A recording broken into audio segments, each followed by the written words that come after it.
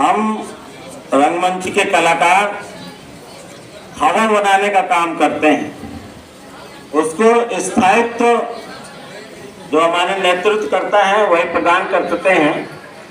मैं कई बार ये सत्यता से अवगत कराना चाहूंगा, क्योंकि हम बुंदेलखंड राज्य बनाने के लिए आगे बढ़ रहे हैं। एक तो बुंदेलखंड से एक बार हम ऐसी यात्रा कर रहे थे तो एक बुजुर्ग 75 साल के हमसे पूछे क्या हो रहा है। हमने कहा भाई बुंदेलखंड की मांग हो रही है। तो उन्होंने बहुत छटक के कहा बुंदेलन को रात फिर आ जाए। ये सुन के मैं दंग रह गया। उसने हमको जब ये उत्तर दिया तो लोग क्या है, अन्य राज्यों के साथ तो ऐसा है कि जो उत्तराखंड है मतलब उत्तर में होगा सब है। यहाँ क्या है ना, बुंदेलखंड के साथ सीधे रिलेट आदमी उससे कर लेता है, जैसे बुंदेला शासकों से है।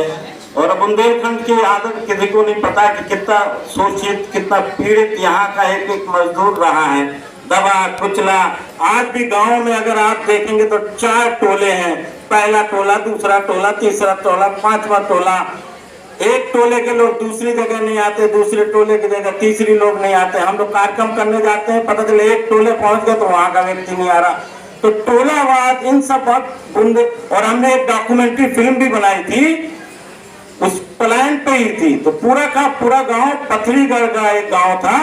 तो वो क्या था कि रात को उनको जो है बागी लोग मारते थे, खाना खिलाओ, और सुबह पुलिस मारती थी, क्यों खिलाया। तो उन्होंने उस समस्या का समाधान निकाला था कि वो मेरी ससुराल पड़ती है पलेरा, उसके बगल का ही शहर का एक किनारा आके वो बस गए थे। मैं ये सोचता हूँ, आप नशे की बात करते हैं, आदमी पीता क्यों है? पीने के पीछे भी उसका क्या है, एक आदमी गए तो उनको अटैक आया, गिर पड़े। मैंने कहा क्या हुआ? बोले जब मैं पिया रहता था तो पत्नी जो बात करती थी समझ में नहीं आता था, मैं होश में था, वो सब समझ में आ गया। तो कोई गाली दे रहा है, गलोच कर रहा है, क्या कर रहा है, तो ऐसे करके उसको टल जाती है।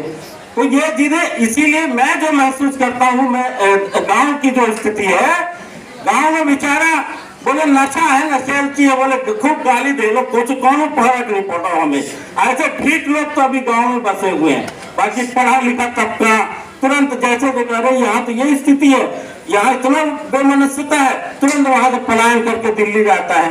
मैं खुद अपने गाँव नहीं जाना चाहता, मैं आपको बताऊं। मैं बकवा गाँव का रहने वाला हूँ, मेरे को गाँव जाने से डर लगता है। अपने गाँव ये बुंदेलखंड में भले ही रहता हूँ, लेकिन मुझे अपने गाँव जाने में डर लगता है कि वहां पर आक्रमण करता है। ऐसे मेरे पिताजी जो थे मेरे गांव में ही रहते थे, और वो जो है मैंने देखा है, एक पीछे पड़ गए, अपनी जमीन बेचो, अपनी जमीन बेचो। आखिर मेरे पिताजी के जाने के बाद वो जमीन बेचनी पड़ी।